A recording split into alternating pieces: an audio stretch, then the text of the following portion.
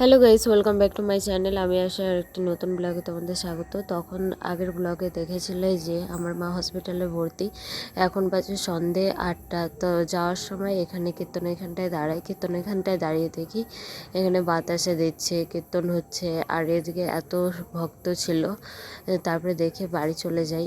আর পরের দিন আজকে হচ্ছে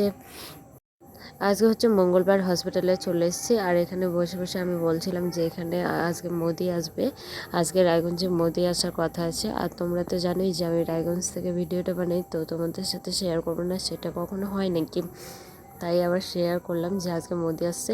তার সাথে একটি খুশির সংবাদ আছে যে মাকে হসপিটাল থেকে রিলিজ করছে আজকে। তখন হচ্ছে এই যে এখন বাড়ি যাওয়ার টাইম, এখন বাজে 3টে।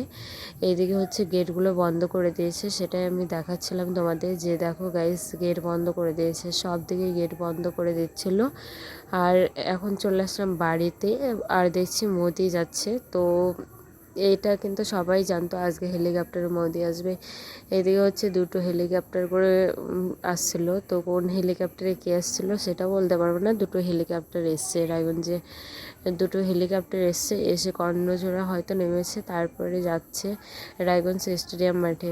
তাহলে তোমরা ব্লগটা দেখতে থাকো। যারা এখনো পর্যন্ত আমার চ্যানেলটাকে সাবস্ক্রাইব করোনি, ফটাফট সাবস্ক্রাইব করে দাও। आवाज दूर दूर तक जानी चाहिए। जय श्री राम।